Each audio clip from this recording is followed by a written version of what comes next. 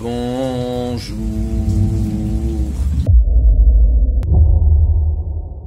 Ceux qui critiquent Julien Rochdy, Bench, Papacito et Cigare, ceux que j'appelle les boutiquiers, les droits tardés, je vous donnerai peut-être un point de vue non pas fourni, hein, je l'ai pas bossé avant de venir, donc on verra ce que ça sera sans doute assez médiocre. C'est à partir du moment où on se rend compte que ce sont des hommes sandwich, et avant tout des hommes sandwich, que le bas blesse, quoi. Et voilà, Papacito, Bench, tout ça, qu'est-ce qu'ils font vraiment? Et par contre, je vois qu'ils vendent des livres, je vois qu'ils parlent et tout, qu'ils font beaucoup de vidéos de promotion, les entretiens chocs, les trucs et tout, et je les vois qu'à chaque fois, c'est pour vendre des livres, etc. Et c'est ça qui m'énerve. C'est ça qui est vraiment la facture, avant que ce soit des choses dans le discours ou autre. Ça, j'ai découvert après. Moi, la véritable cassure avec les droits tardés boutiquiers, c'est que ce sont des hommes sandwich qui veulent nous vendre des trucs et qui ont un patriotisme et un catholicisme de façade. Bon, alors il n'y a pas longtemps, j'ai regardé une vidéo et j'ai lu un livre. Alors pour vous donner un peu le contexte, à la base, je comptais juste faire une vidéo sur le premier bouquin de Papacito, Carnet de guerre. Mais pendant le montage, oui parce que moi je fais des vidéos qui sont écrites et montées, moi j'ai bossé, monsieur. Ce qui vous évite à vous de vous retrouver devant des trucs comme ça. On devait se débrouiller avec les mains, et puis au fur et à mesure, on avait besoin d'un cerveau plus performant, ou ceux qui avaient un cerveau plus performant,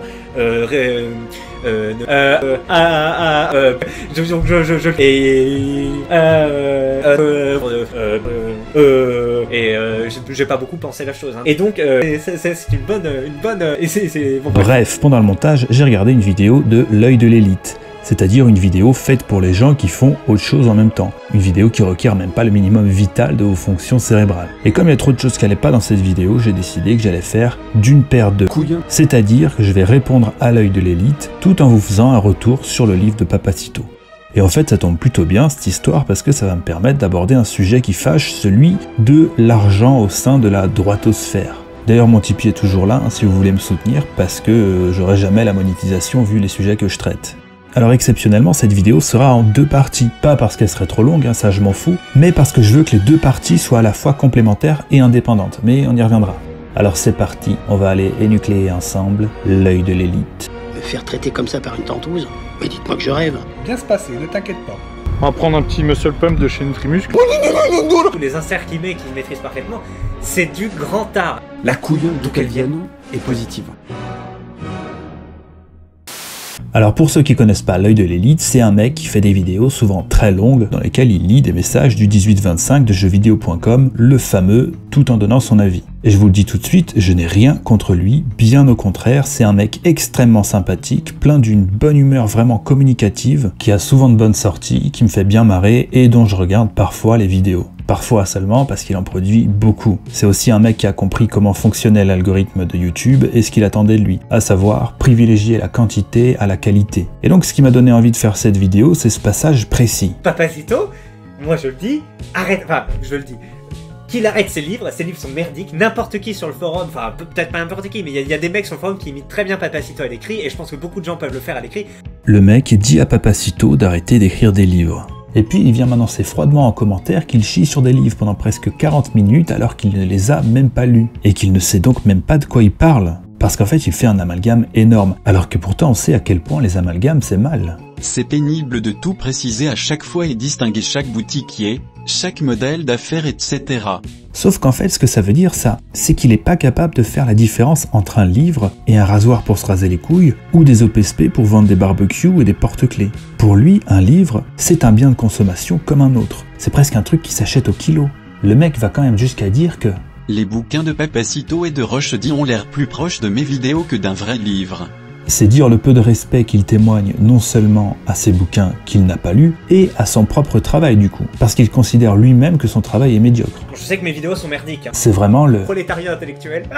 Alors avant de parler du livre de Papacito, on va revenir rapidement sur les propos qu'il tient au sujet de Bench & Cigars et de Julien Rochdy pour bien comprendre son raisonnement. Mais il y a l'air d'avoir des gens qui sont bernés par Rochdy, qui lui donnent du crédit ou qui le trouvent sympathique. C'est vrai que moi j'avais regardé ses vidéos au départ, je me dis c'est quand même cool. Mais je sais pas, il a une façon effectivement, il aurait tendance à surjouer le bourgeois ou à être extrêmement fier de lui, enfin je sais pas, mais oui, il est antipathique le garçon. Alors personnellement oui, je suis d'accord avec lui, Rochdy humainement il dégage vraiment rien de positif, antipathique, hein, c'est bien le mot, c'est clairement pas un grand intellectuel et si j'étais un connard d'étudiant en psycho, je dirais même que ça a l'air de le complexer. C'est pas un idiot non plus. Et pour le coup, j'ai lu son livre sur Nietzsche, et c'est un livre qui est très bon, mais où effectivement il n'y a aucune fioriture, c'est ultra synthétique, rien n'est là pour rien, tout est fonctionnel, il n'y a pas de démonstration stylistique, c'est ultra pédagogique. Et ça, c'est deux trucs qui sont vraiment surprenants de la part de Rochdy. On s'attendrait à ce qu'il en fasse des caisses, et aussi qu'il prenne son lecteur de haut, mais c'est tout le contraire. Je veux dire, Rochdy, c'est quand même un mec qui prône la loi du plus fort et l'élitisme, mais qui paradoxalement a un don pour la pédagogie, donc pour le partage. Et ce qui est dingue, c'est que j'ai l'impression qu'on reproche à son livre d'être accessible, justement. Et c'est effectivement un livre que tout le monde peut lire, mais précisément parce que le talent de Rochdy, ça a été de rendre accessible des choses complexes. À la fin de son bouquin, un néophyte en a plus appris sur Nietzsche qu'après 40 heures de vidéos d'Enthoven sur le sujet. Et puis merde, enfin, le bouquin est sous-titré « Introduction à la pensée nietzschéenne ». Il n'y a pas d'arnaque, quoi. Et si je fais cette comparaison avec Enthoven, c'est pas pour rien. Bon, déjà, ils ont vraiment en commun ce charisme pédant, sauf qu'en fait, un Raphaël Enthoven, un mec qui se veut de gauche, qui voudrait éduquer le peuple, est incapable de le faire, incapable non seulement de l'intéresser au sujet, ce bas peuple, mais surtout incapable de se faire comprendre de lui. Mais en pratique, si on fait une autre interprétation de ce texte beaucoup plus généreuse, et à la lumière de ce qu'on peut déduire des premières phrases et de l'analogie avec Platon, qu'est-ce qu'on retrouve? On retrouve que la femme est grosse des petites vérités. Ça veut dire que la femme donne le jour à ce qu'elle n'est pas elle-même. La femme est le chemin du surhumain. Zarathustra est une femme. La femme est l'être socratique par excellence. Elle permet de donner le jour. La femme est sage-femme.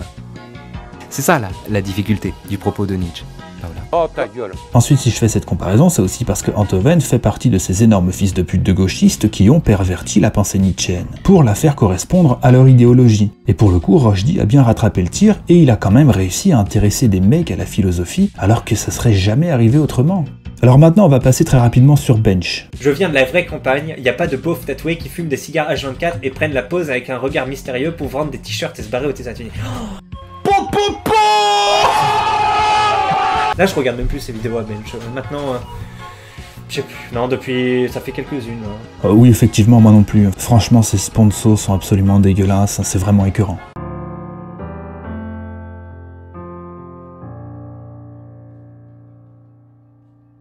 Vous en avez marre des breloques de merde vendus par des sans-papiers? Aujourd'hui, cette vidéo est sponsorisée. Cette vidéo est sponsorisée. Ça y est, la marque Bench & Cigar voit le jour. Tout un tas de formations pour gagner en liberté et en indépendance. On va prendre un petit muscle pump de chez Nutrimuscle. Il vend tout et n'importe quoi, il s'en bat les couilles. Des barbecues, des porte-clés, son âme, des couteaux, des savons, du muscle pump de chez Nutrimuscle. Alors effectivement, quand on a un minimum de respect pour soi-même, on peut pas regarder ça. Et c'est dommage d'ailleurs parce qu'il met quand même en avant l'artisanat français. Enfin, il a pas que des mauvais côtés. Mais putain, les t-shirts de merde qu'il vend sont fabriqués en Chine. À la limite, si vous voulez acheter un t-shirt, achetez ceux de Greg Toussaint, quoi. Au moins, lui, il les fabrique en France. Mais la grande différence entre Papacito Rochdy et Bench, c'est que Papacito et Rochdy, eux, ont produit quelque chose. Ils vendent ce qu'ils ont eux-mêmes créé, et en un sens, même si leur livre était mauvais, ce qui n'est pas le cas, il n'y a rien qui peut leur être reproché. Moi, ça me flingue qu'on puisse ne pas faire la différence entre un mec qui vend ses propres livres, un artiste, un artisan, même s'il est mauvais d'ailleurs, hein, et un mec qui vend des merdes produites par des multinationales. Enfin bref, parlons de Papacito. L'œil nous sort ça. T'es chiant, Papacito, quoi. T'es drôle, t'as l'air sympa et tout. Bon, tu fais pas grand chose pour le peuple ou autre. Voilà, tu t'investis pas vraiment, mais c'est pas grave. T'as mis une fois un gilet jaune et t'as boxé un professeur de quotidien, c'est bien, tu t'es fait plaisir, mais bref. Putain, mais ce mec a plus fait que la plupart des politiques actuels qui se revendiquent du camp national, en osant dire tout haut ce que les gens n'osent même plus penser. Il a rendu des idées dissibles alors qu'elles étaient jusque-là interdites. Il a pris la diabolisation à bras-le-corps et il se bouffe des retours de bâton qui auraient calmé n'importe qui d'autre. Quand il a sorti sa vidéo « Le gauchisme est-il par balle ?», il savait bien qu'il allait s'en prendre plein la tronche. Et plusieurs fois dans ta vidéo, œil, on se rend compte que les mecs du 18-25, les quais, finalement ce qu'ils lui reprochent au Papacito, c'est de pas être plus grand. Les mecs attendent passivement l'arrivée de l'homme providentiel et veulent en fait se déresponsabiliser de tout en laissant le travail à ceux qu'ils considèrent comme des élites. Alors que Papacito, c'est juste un mec qui fait sa part. Les pseudo-intellectuels aient le même niveau de réflexion que nous, alors qu'ils sont censés représenter nos élites. Parce que non, Papacito, c'est pas l'élite, les gars. Papacito, il fait partie du peuple, c'est un porte-parole, il empêche personne de parler d'ailleurs. C'est juste que tout le monde n'a pas les couilles d'oser dire ce qu'il dit. D'ailleurs, regarde, œil, tu t'en rends compte toi-même et tu te contredis. Ne venez pas truster la place de véritables patriotes ou autres qui pourraient qui pourrait vraiment sauver la France, ou en tout cas améliorer les conditions de vie de chacun. A few moments later. Et après, effectivement, comme il n'y a pas beaucoup d'extrême droite représentés et que eux se positionnent sur ce créneau politique... Et d'ailleurs, tu comprends toi-même le rôle de Papacito et de toute la clique. Ils font ce que la gauche fait depuis 40 ans, c'est-à-dire s'insérer dans le domaine culturel et leur faire concurrence sur leur propre terrain. Ils peuvent passer pour des cons, mais en vrai, ils jouent un rôle subtil mais relativement important. Tu lui reproches aussi de pas être parfaitement orthodoxe en fait. Avant, je te critiquais que sur le boutiquier, mais maintenant, je peux en plus te reprendre au niveau du logos et des idées. D'ailleurs, tu cites plusieurs fois la vidéo de Vulvon, une vidéo très intéressante, que je vous mets en description, où elle et ton idole Analgénocide énumère les contradictions de Papacito. Alors oui, Papacito a ses contradictions comme tout le monde, et il a cette manière très personnelle de se réapproprier l'histoire avec quelques fantaisies, voire des erreurs, mais c'est justement ça qui fait que Papacito est Papacito. Sinon il serait curé ou soldat et on n'en aurait jamais entendu parler. Cette vidéo, même si elle est très intéressante, elle fait un faux procès en faisant un défaut de ce qui fait justement toute l'unicité de Papacito. C'est comme si tu voyais un pirate et que tu disais « Ah oui, il est stylé ce pirate, mais il lui manque un bout de jambe et une main. » Sauf que c'est justement ça qui lui donne son allure de lourd pirate.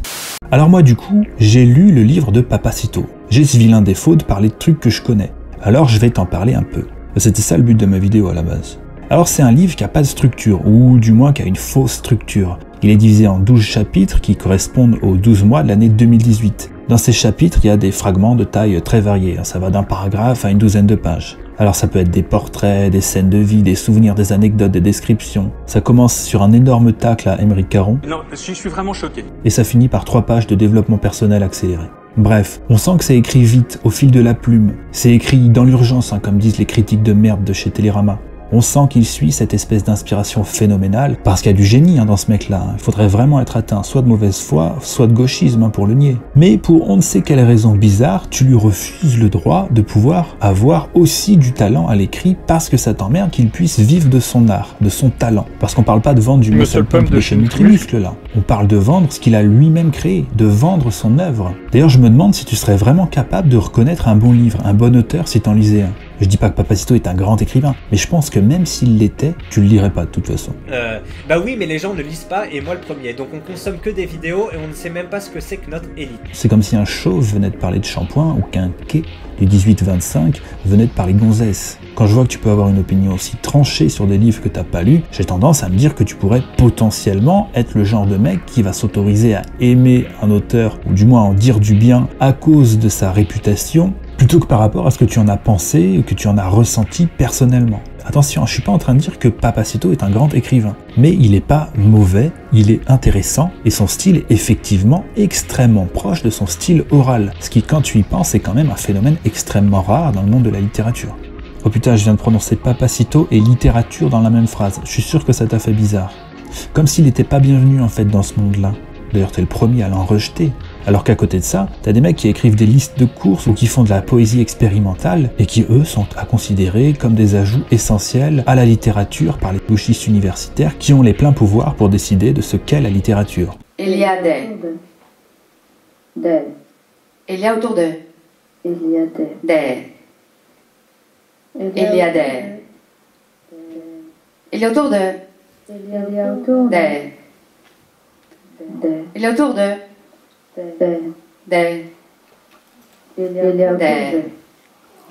Monsieur le Pump de chez Nutrimuscle. Il y a autour d'eux.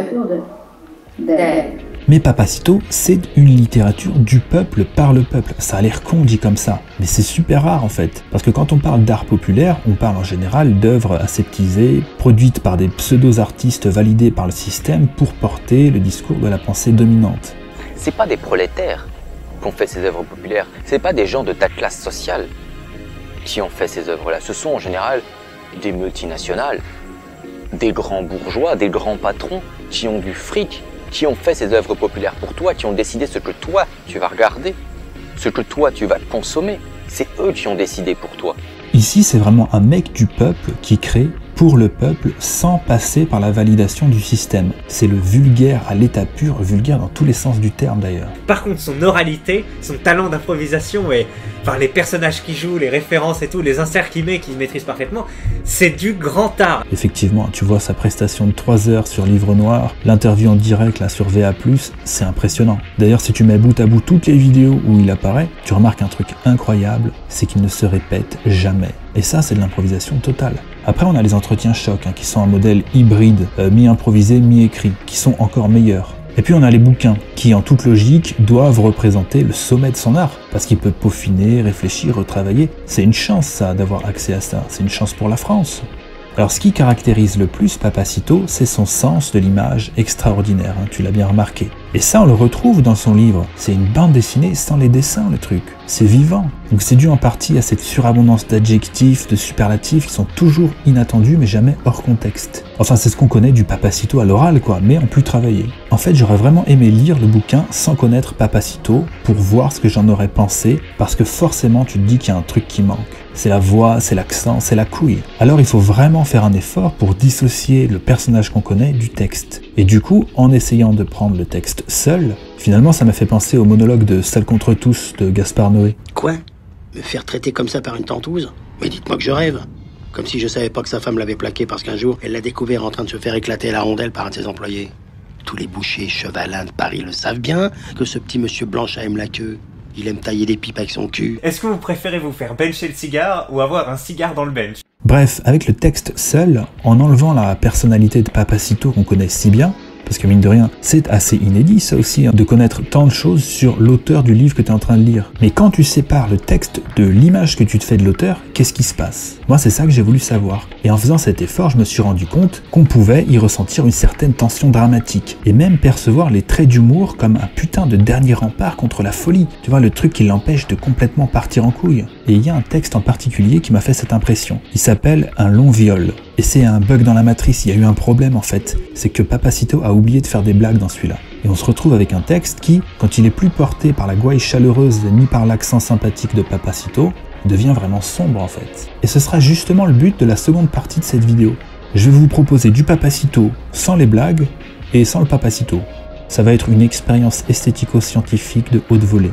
Bon, bien sûr, je vais mettre le texte en valeur, je vais me l'approprier, mais j'y changerai pas une virgule et on verra ce que ça vaut. Et ce texte à lui seul, Un long viol, il justifie le fait que Papacito écrive. Parce que typiquement, pour moi, il aurait pas pu le faire à l'oral ce texte-là. Ça aurait fait l'effet de l'épisode 74 des Cassos. Alors je sais pas si tu regardes ça, œil.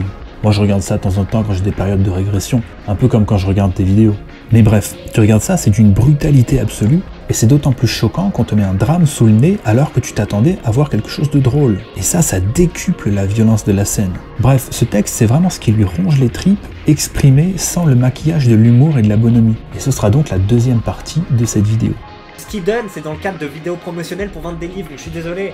Ce que tu reproches à Papacito, en plus d'écrire et de vendre des livres, ce serait le fait qu'il ne soit pas complètement raccord avec les idées et les valeurs qu'il défend. Mais tu te rends pas compte qu'en fait tout le drame est là. C'est ça qu'on appelle la crise identitaire. C'est qu'en tant que Français, on ne sait plus qui on est. Et ça, c'est une question nouvelle dans l'histoire française et européenne en général. La génération de nos parents a rompu la transmission. On est la première génération à devoir se poser cette question de qu'est-ce que c'est que d'être français, d'appartenir à la culture et à l'histoire de ce pays. Et même l'éducation nationale cherche à faire oublier l'histoire de France et le sentiment d'appartenance. Et c'est une double arnaque parce que non seulement on a perdu le sentiment d'appartenance, on n'a plus le droit d'être fier de notre lourd héritage, pour citer le poète, mais on a quand même conservé la culpabilité. On est des orphelins qui viennent de se réveiller et on nous dit deux choses. Vos parents, c'était des connards, et ils vous ont laissé une dette que vous pourrez jamais rembourser. Ce qu'il représente, le Papacito, c'est cette volonté de retrouver un héritage qui a peut-être d'ailleurs déjà complètement disparu. On ne sait plus qui on est. Et comme on ne construit que sur le vide, cette quasi-absence d'héritage culturel, on l'a remplacé par autre chose, par une américanisation et une africanisation. Aujourd'hui, la France, pour les gamins, ça renvoie à un vieux monde gris et moche, associé au travail, à l'effort et dont on veut s'éloigner. Alors que l'Amérique, c'est toujours le nouveau monde, c'est associé au plaisir et au divertissement. Et comment tu veux qu'un gamin qui a grandi dans les années 90 comme Papacito ait pu avoir l'esprit critique suffisant pour rejeter cette colonisation culturelle à travers la bouffe, le cinéma, la musique? C'est impossible. Et ça fait partie de ce que Papacito dénonce, justement. Il s'en rend compte. Comment se construire une fierté quand on s'est acculturé jusqu'à la lie, en regardant tantôt vers une Afrique fantasmée, tantôt vers les séduisantes images du ghetto américain sauce MTV. Et cette vision d'une Afrique fantasmée, c'est aussi parce qu'on dit aux gamins que l'Europe c'est la colonisation, l'esclavage, le petit moustachu, alors que l'Afrique c'est la victime éternelle à qui on a fait tant de mal. C'est la diversité, c'est ce qui rend la France belle. On a tous déjà entendu cette phrase d'énorme fils de pute qu'est « ce qui fait la beauté de la France, c'est la diversité ». Ce qui sous-entend donc, sans cette diversité, la France n'est pas belle. En gros, vous ne valez rien sans l'Afrique. Et on a de quoi finir par les envier en fait, ces Africains. Ils sont les victimes d'un système oppresseur et d'un pays raciste et qu'ils doivent obtenir réparation. Parce que eux sont encore connectés à leurs ancêtres, alors que nous devons renier les nôtres. Donc non seulement tout leur est permis, y compris la virilité, y compris la masculinité toxique, mais en plus, ils ont le droit d'être fiers de leurs racines et de le revendiquer. Alors évidemment, le jeune français est envieux et admiratif. Alors soit il tente de s'africaniser ou de s'arabiser lamentablement. Moi c'est Michel, rappeur amateur, mais futur millionnaire. À tous les jaloux, à tous les haineux, vous n'avez rien pour plaire. Soit il tente de se rappeler, souvent difficilement, que lui aussi a un passé, un héritage culturel et historique auquel il peut essayer de se raccrocher. Et donc effectivement la plupart des positionnements de l'extrême droite, on peut dire, sont une réaction à... Il faut d'abord tuer, c'est une métaphore, hein, celui qui nous maintient prisonniers avant de réfléchir à où est-ce qu'on va. Et ce que je te dis là, c'est pas des conneries romantiques. Ça répond à un besoin, c'est un constat pragmatique. Le besoin d'appartenance, c'est, comme son nom l'indique, un besoin. C'est quelque chose de vital, et en être privé, c'est un drame, c'est une souffrance. Et tout le monde n'a pas la culture historique de Vulvon, et pour la plupart, ils ne l'auront jamais. Ce qu'ils recherchent, ce dont ils ont besoin, c'est d'un socle et de se sentir respectable, et pas humilié en permanence par les jugements moraux que certains portent sur leur passé. Et c'est ça que Papacito offre aux gens. C'est pas un cours d'histoire absolument parfait. Bon, évidemment, ce serait encore mieux sans les fautes, hein, je dis pas. Quand ils voient des hommes soja qui leur plaisent pas, ils se construisent en antagonisme avec un idéal de virilité complètement fantasmé, par exemple sur Saint-Louis ou etc. D'ailleurs là je viens d'employer les termes de drame et de souffrance. Et jamais Papacito utiliserait ces mots-là. Alors que c'est des mots qui résonneraient peut-être davantage que couille ou lourd dans certaines oreilles. Mais l'esthétique choisie de la survirilité jusqu'à la parodie, ça empêche d'utiliser certains mots. Ça coupe les droitards d'une certaine partie du public. Et c'est pour ça, et là je suis d'accord avec toi, qu'enfermer la droitosphère dans cette image d'ultra-virilité, au bout d'un moment ça devient limité. Et je pense que ce serait pas mal de varier les profils, de prôner un peu la diversité chez les droitards. Et on sait tous à quel point c'est formidable la diversité. Bon, je suis pas en train de dire que je suis contre la promotion de la virilité, hein. C'est bien d'essayer de faire repousser les couilles à nos compatriotes. Juste qu'on n'a pas forcément besoin de viser le niveau max, et que les droitards pourraient ratisser plus large en élargissant le spectre de type de personnalité qu'elles proposent. Bon, maintenant, œil. Je vais améliorer ta vision du monde grâce à la lentille de la lucidité que je vais délicatement poser sur toi afin que tu puisses te regarder dans le miroir de la vérité. Et dis donc 3 phrases, 3 très belles phrases. Merci. Déjà, on va mettre au clair la chose suivante. Ton travail est médiocre. D'ailleurs, tu le reconnais toi-même. Je sais que mes vidéos sont merdiques. Hein. Tu ne crées rien. Tu te contentes de lire les commentaires de personnes qui elles-mêmes ne créent rien. Tu rajoutes ta petite touche de rien sur une montagne de vide. C'est tout. T'as compris comment YouTube aimait qu'on le suce, et tu le suces jusqu'à 7 fois par jour. Je crois que j'ai tourné 7 vidéos aujourd'hui. Ce que YouTube réclame, c'est de la quantité, toujours plus de quantité. Et toi, tu lui donnes ce qu'il veut, en proposant un contenu à la fois divertissant et abrutissant. D'ailleurs, tu as tellement peu de respect pour ton travail et pour les gens qui te regardent que tu incites à regarder tes vidéos en accéléré. Et tu critiques des livres que tu n'as pas lus, parce que t'as pas dû en lire beaucoup des livres. Alors de temps en temps, tu parles un peu de Zola pour dire que t'as lu un peu, mais au fond, tu fais pas la différence entre un livre et du Muscle Pump de chez Nutrimuscle. Et le pire dans tout ça, c'est qu'on est à peu de choses près sur la même ligne. Sur le côté sociétal, identitaire, etc., je suis plutôt de ce côté-là que de ce côté-là. Par exemple, la dernière vidéo d'El Ryan, qui fait un long speech sur le libéralisme pour au final vendre une formation, ouais, moi ça me donne envie de le réémigrer. Et tu l'as bien dit en fait, tu l'expliques toi-même. Et c'est très bien dit dans la vidéo d'un pertinent génocide, où il critique justement la fin du discours de Raptor Dissident sur Zemmour, où à la fin il dit mais Zemmour ça reste un socialiste, il veut un état fort, etc. Non, arrêtez d'attendre l'état, votre déterminisme passera par vous, etc. Alors ça peut être vrai ou autre, mais que ce soit vrai ou non, de toute façon ils ont besoin de ce discours pour vendre leur merde et leur formation de développement personnel. Et pourtant, un tout petit peu plus tard tu dis ça. Après vous allez me dire monétiser son idéologie c'est pas grave, etc. Je suis plutôt d'accord. Comme c'est bizarre. Est-ce que tu n'aurais pas intérêt à ce que les quais du 18-25 approuvent ta monétisation toi aussi ? Parce qu'au fond, ce que tu fais, c'est bien de vendre à YouTube leur temps de cerveau disponible pour te faire de l'argent. Tu crois que c'est du respect, mon garçon? Donc tu fais la même chose que El Ryan et Raptor. Tu justifies moralement ce qui te rapporte du pognon. Parce que quand c'est toi qui fais de l'argent en profitant de tes abonnés, c'est plus très grave tout à coup. Et là où ça devient formidable, c'est que tu arrives à penser que ce que tu fais, c'est plus juste, plus éthique que quelqu'un qui vend ce qu'il a lui-même créé. Tout ce que tu fais, c'est rentabiliser le temps que tu passes à glander sur Internet en faisant passer ça pour du travail. Moi j'ai bossé, monsieur. Personne ne finit une de tes vidéos en ayant appris quelque chose. Et d'ailleurs, tu fais de l'argent sur le dos d'une communauté que tu n'as pas toi-même créée. Tu es un opportuniste, œil. Tu profites du 18-25. D'ailleurs, les quais, n'hésitez pas à manifester votre mécontentement en commentaire, ça contribue à me lubrifier l'algorithme.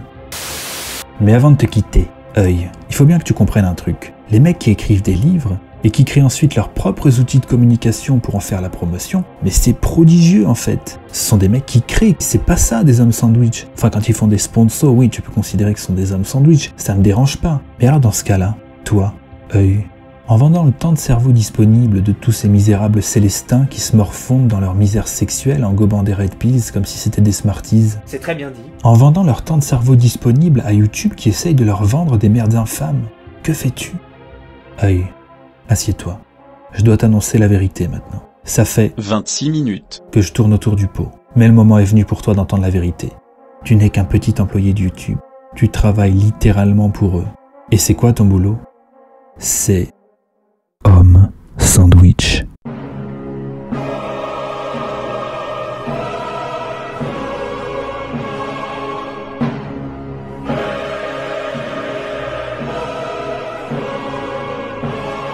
Regarde la vérité en face, œil. Tu ne produis rien et tu portes sur toi les réclames des grandes multinationales. Œil, tu es un homme sandwich. Alors il reste encore une solution. Démonétise ta chaîne. Et on verra si tu trouves encore la motivation de travailler. Tu entends bien les guillemets quand je dis travailler.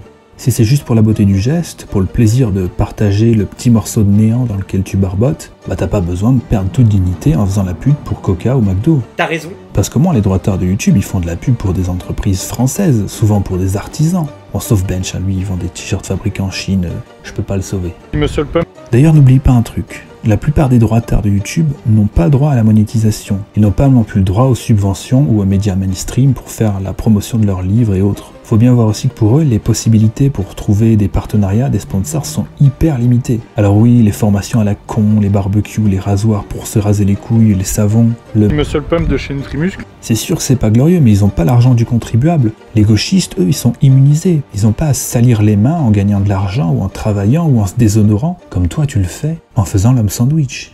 Allez, ben c'est terminé.